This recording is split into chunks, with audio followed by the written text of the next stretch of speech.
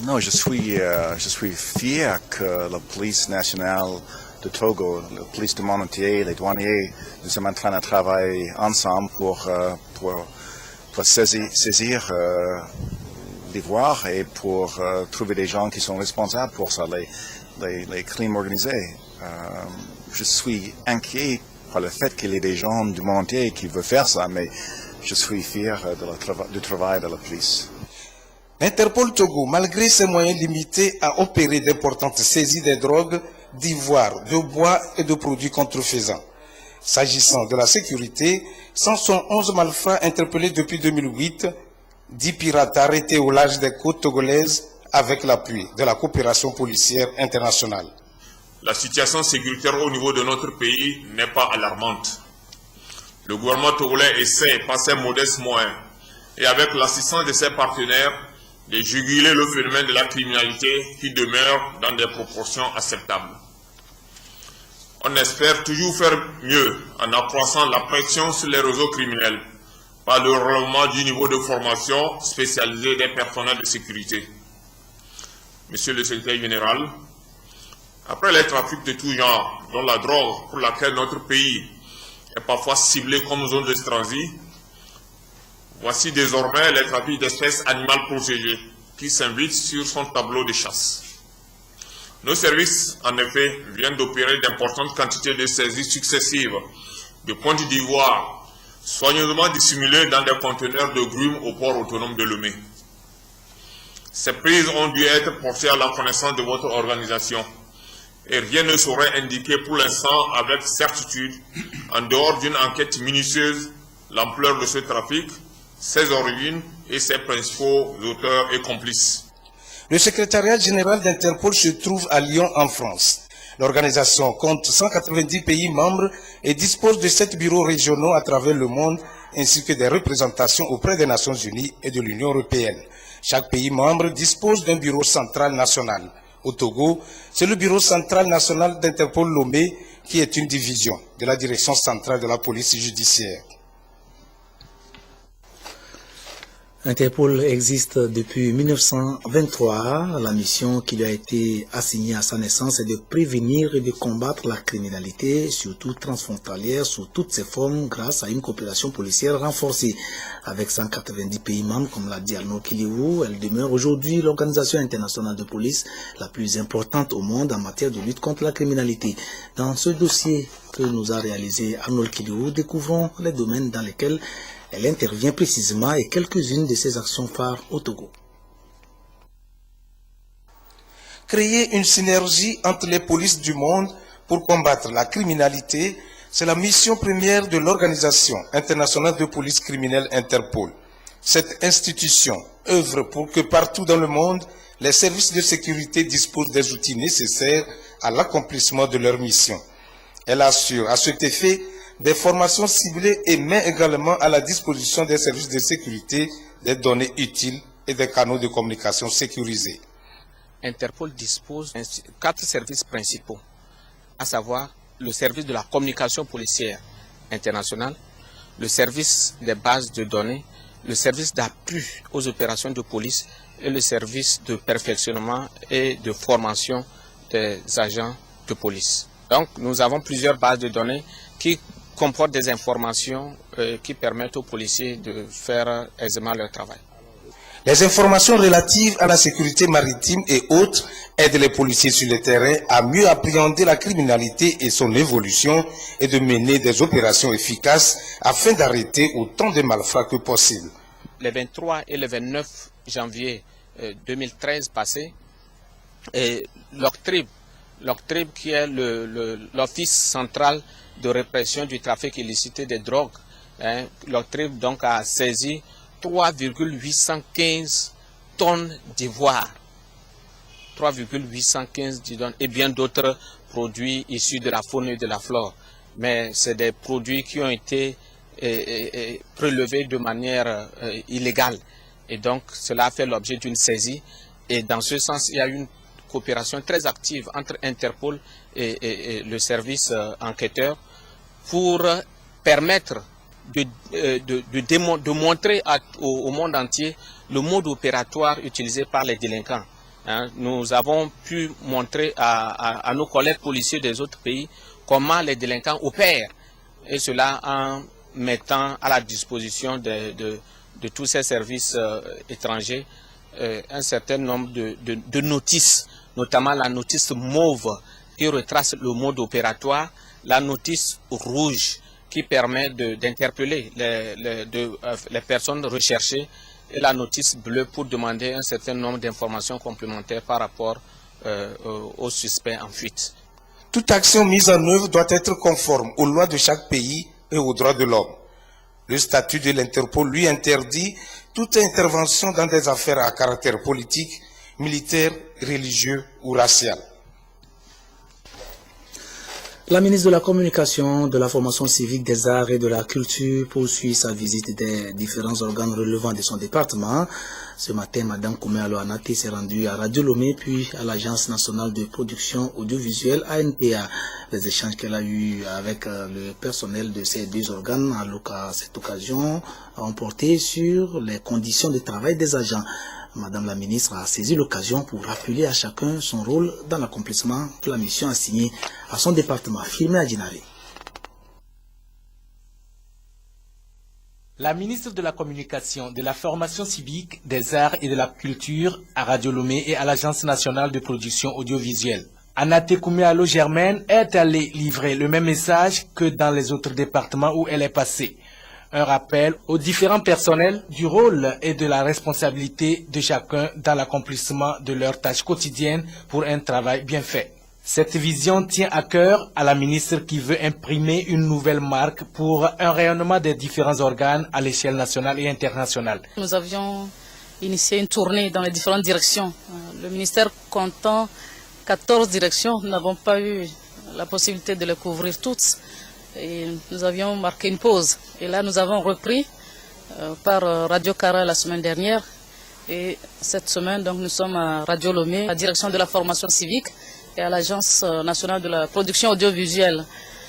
Alors, nous sommes venus d'abord, comme nous le faisions, nous imprégner du fonctionnement de Radio Lomé, des problèmes qu'il rencontre, problèmes, difficultés, de manière à ce que nous puissions réfléchir ensemble pour savoir quelle réponse appropriée, quel accompagnement spécifique il faut apporter à Radio Lomé. L'accompagnement de l'État est multiforme. Pour que cela soit efficace, il est fondamental de faire un diagnostic des besoins réels, des difficultés réelles. Et ainsi, nous pourrons mieux cibler notre réponse. Plusieurs dossiers ont été, bien entendu, abordés, des questions sensibles, auxquelles le ministère va s'atteler à trouver des réponses avec l'aide des différents responsables. Au cours des échanges, le problème des pigistes et la question du statut particulier des agents de la communication ont été soulevés.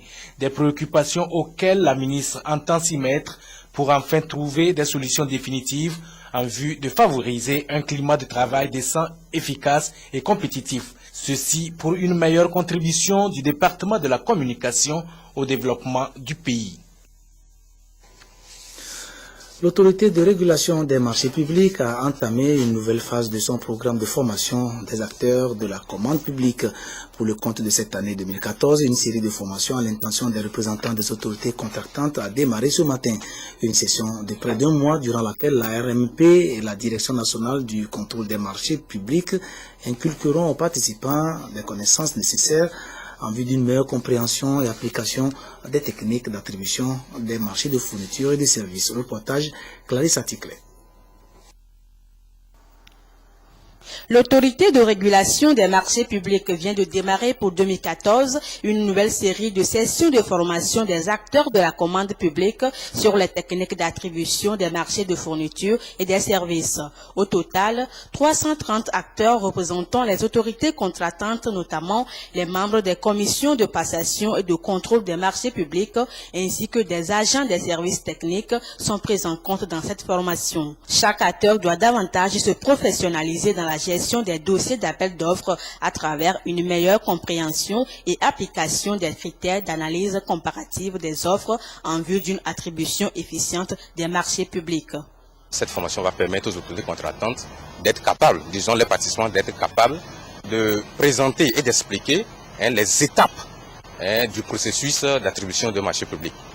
Ensuite, ces participants doivent également être en mesure d'animer une séance d'ouverture des plis conformément à la réglementation en vigueur. Ils vont également être en mesure d'avoir une bonne compréhension des critères d'évaluation en vue de leur utilisation pour pouvoir permettre cette équité que nous recherchons dans les marchés publics. La formation répartie en 11 sessions et qui s'étend jusqu'au 7 mars prochain est une initiative conjointe de la Direction nationale du contrôle des marchés publics et de l'autorité de régulation des marchés publics, dont le souci majeur est de travailler pour le bon fonctionnement du système de passation des marchés publics. Les ministres en charge du travail et de la fonction publique ont ouvert une rencontre cet après-midi avec les centrales syndicales. Les discussions vont porter sur le statut général et sur la grille salariale des agents de l'administration publique. Une rencontre de 2 semaines qui sera sanctionnée par des conclusions consensuelles. L'initiative est du gouvernement et elle s'inscrit dans le cadre des recherches des conditions d'amélioration du travail des agents de l'État. Nous reviendrons sur cette rencontre dans nos prochaines éditions, notamment celle de demain. Pour mener ce genre de négociations, justement, il y a des techniques que chacune des parties prenantes doit maîtriser. Ces techniques, le Conseil national du dialogue social est en train de les enseigner depuis ce matin à des représentants des organisations syndicales et du patronat dans le cadre d'un atelier organisé avec le soutien du Bureau international du travail. Medina Bacha.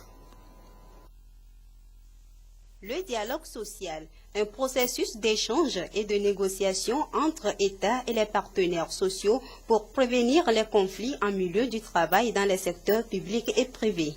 Pour assurer aux parties prenantes une meilleure compréhension du mécanisme, employeurs, travailleurs et représentants du gouvernement se forment sur les techniques de négociation collective. Compte tenu de l'évolution du contexte social, il s'est révélé impérieux d'améliorer, de renforcer la capacité de ces partenaires-là qui sont appelés à négocier, à discuter régulièrement dans ce secteur. C'est des discussions, des échanges, des concertations pour harmoniser les points de vue qui ne vont pas nécessairement dans la même direction. Cette formation sera axée sur ces techniques de négociation afin de promouvoir un dialogue qui prenne en compte les intérêts de tous. Le gouvernement, les travailleurs et les employeurs se mettent ensemble pour résoudre les problèmes sociaux, les crises sociales auxquelles la population est confrontée. Au fond, on a trouvé, en s'appuyant sur le travail, les animateurs, les protagonistes du monde du travail pour gérer les affaires de toute la société.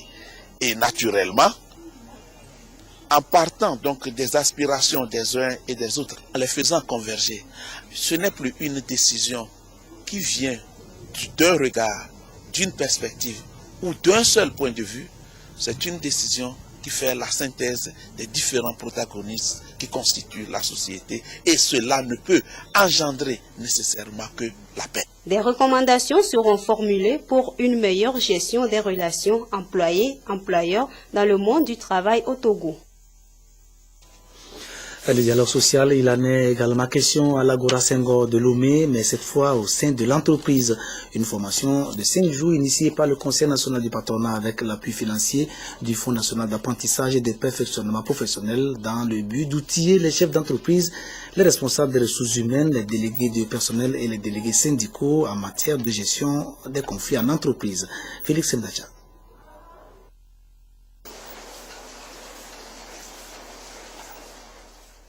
Dans ce bruit assourdissant de machines, chaque agent exécute son travail sous le contrôle vigilant du patron des lieux. Chacun s'efforce de donner le meilleur de lui et attend en retour un bon traitement salarial. Si tout semble se dérouler dans la sérénité dans cette imprimerie de la place, cela n'est souvent pas le cas dans d'autres entreprises donnant naissance à des crises. Des conflits en entreprise qui ne peuvent être réglés qu'avec le dialogue entre employés et employeurs. C'est à cette école pour une bonne gestion des crises en entreprise que sont les participants à cette rencontre. Nous avons souligné l'importance du dialogue social en entreprise. nous avons mis l'accent sur la gestion des conflits. C'est ce qui a milité en faveur de l'organisation de ce séminaire pour permettre aux entreprises de ne pas laisser de façon latente se développer des conflits, de savoir les encadrer, de répondre par la manière à la sollicitation des employés. Le dialogue social est d'actualité. Vous savez que c'est un des thèmes que le Bureau international du travail, le BIT, développe depuis, je dirais, une dizaine d'années. Mais on s'est rendu compte que ce dialogue social n'a pas véritablement pris corps dans les entreprises. C'est pour cela que le patronat a choisi ce thème. La formation prévue pour 5 jours va être assurée par le cabinet GEMSO, groupe expert de management social des organisations.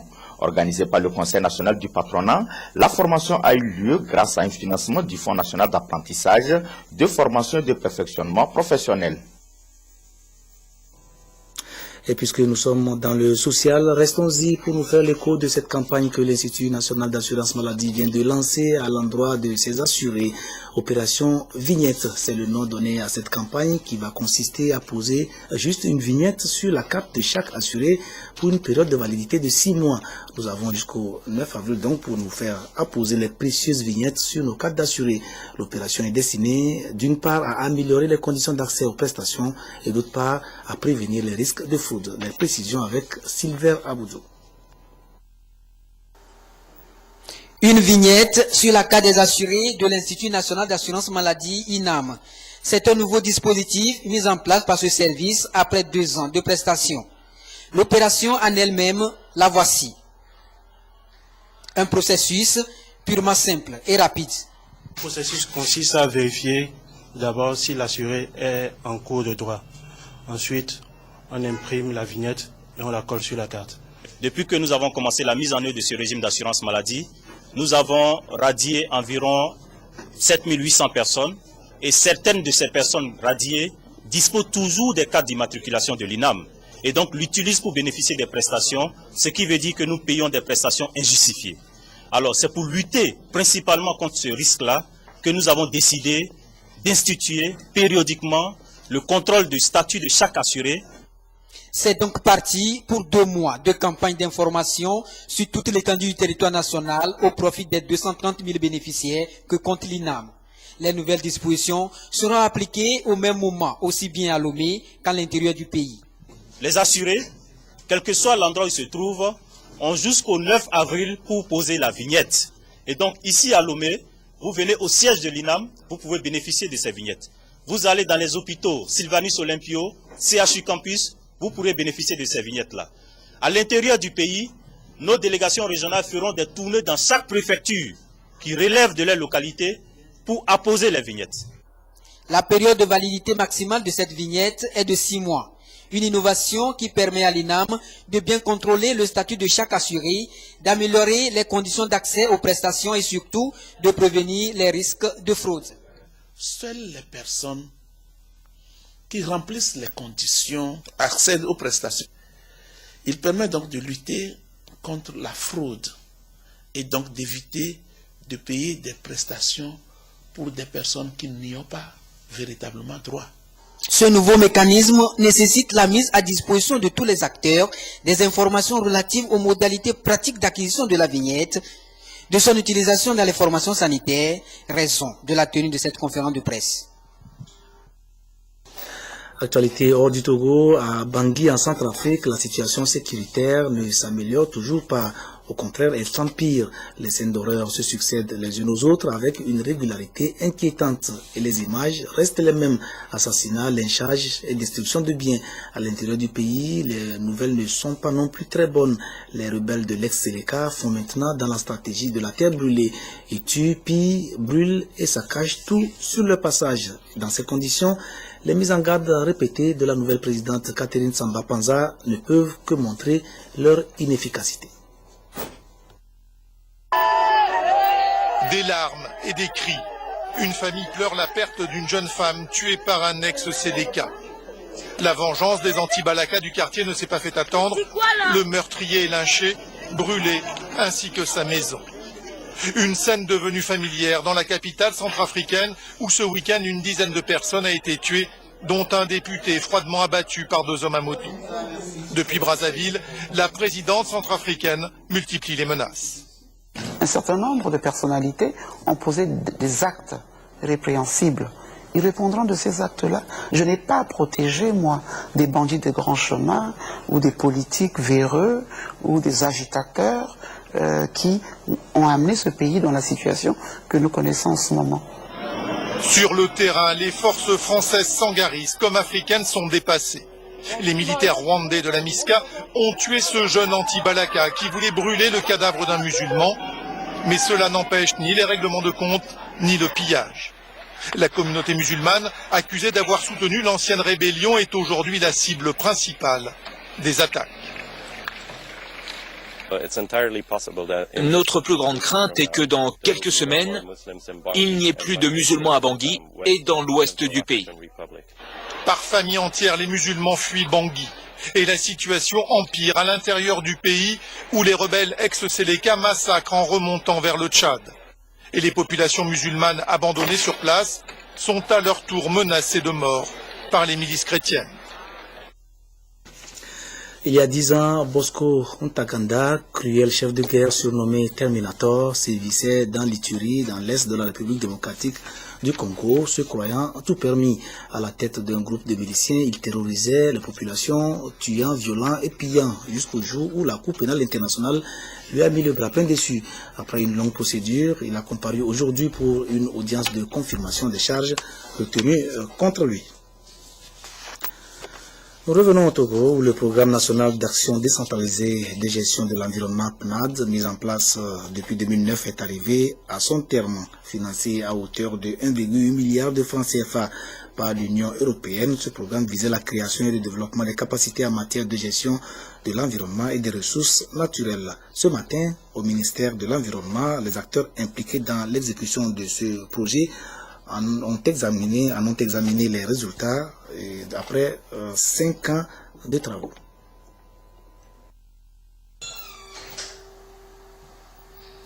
Le reboisement des terres, la protection des ressources naturelles, la formation des agents communautaires sur la gestion et l'entretien de l'environnement.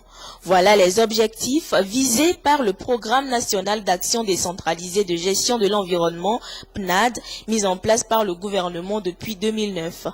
En 5 ans, les acteurs du PNAD ont sillonné 10 préfectures sur l'étendue du territoire et les ont dotés d'un plan d'intégration territoriale.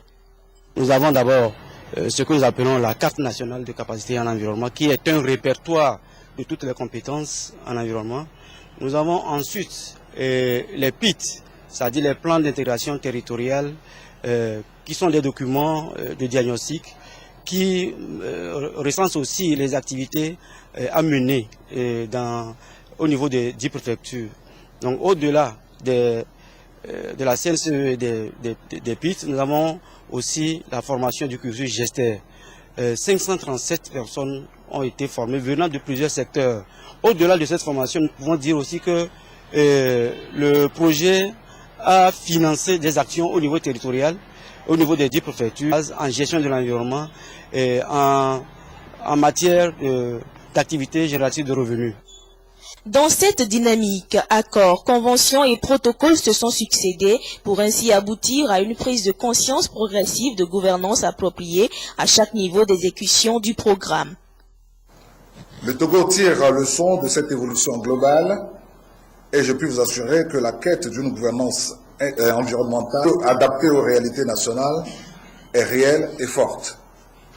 Elle est autant que la nécessité de trouver des mécanismes institutionnels susceptibles de la garantir a amené le gouvernement à adopter un certain nombre de plans, programmes et stratégies. 3 millions d'euros, soit 1,8 milliard de francs CFA. C'est le montant alloué par l'Union européenne pour l'élaboration du PNAD, un programme piloté pendant 5 ans par l'Agence nationale de gestion de l'environnement ANGE, avec aujourd'hui des résultats satisfaisants. Demain, 11 février, sera célébrée la Journée mondiale des malades. À la Convention des femmes pour unir, on n'a pas attendu le jour J pour manifester sa solidarité envers ceux qui souffrent dans leur chair. Pour la circonstance, la CFU a ciblé les plus petits, hospitalisés au CHU Sylvanus Olympio de Lomé, à qui les responsables de cette organisation sont allés remettre des kits composés de vivres et un sèche-linge. Reportage Vincent Pouvel, Charlotte Oussiné.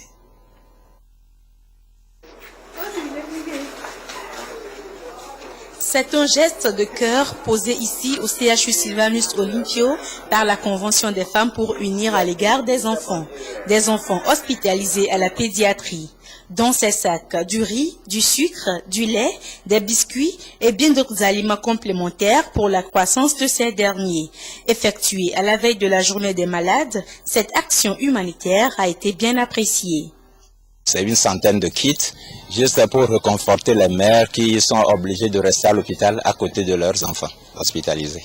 Nous sommes très contents et je crois que ce n'est qu'un début, puisqu'elle nous a promis d'autres appuis, d'autres dons, notamment des lits, matelas, puisque nous en avons besoin. Considérés comme la relève de demain, ces enfants doivent, selon les responsables de la Convention, faire l'objet de beaucoup plus d'attention. Quand les enfants viennent rester en pédiatrie, leur mère vient souvent rester avec ses enfants et donc c'est un peu l'abandon involontaire du foyer. Donc nous avons voulu aujourd'hui les revigorer, leur donner le courage de continuer, de soutenir leurs enfants. Et c'est au nom du président de la République que nous sommes là pour les encourager, pour leur dire que non, malgré leur souffrance, on ne les a pas oubliés. Dans toutes les régions du pays, la Convention des femmes pour unir a choisi pour ce 11 février d'aller rendre visite aux malades en service pédiatrique. Ça a été notre point ce jour et ça sera pendant toute la semaine. Au nom de tout l'établissement de soins de santé, le directeur général adjoint Agbeko Komlan n'a pas tari d'éloges à l'endroit de celles qui ont pensé à ces âmes fragiles. La pédiatrie du CHU Sylvanus Olympio reçoit environ 6 000 enfants par an pour diverses pathologies, notamment le paludisme, la malnutrition et les infections. C'est la fin de cette édition. Merci de nous avoir suivis. Mais avant de vous quitter, je vous informe que la revue des valeurs citoyennes aura ce soir pour thème la participation citoyenne aux affaires publiques. C'est un magazine que Joseph Amiga vous présentera tout de suite après le rappel des titres. À 21h, les infos sportives avec Claude Ama. Beaucoup d'informations, beaucoup d'images sur les Jeux olympiques d'hiver de Sochi en Russie. Tout de suite, le rappel des titres. Merci.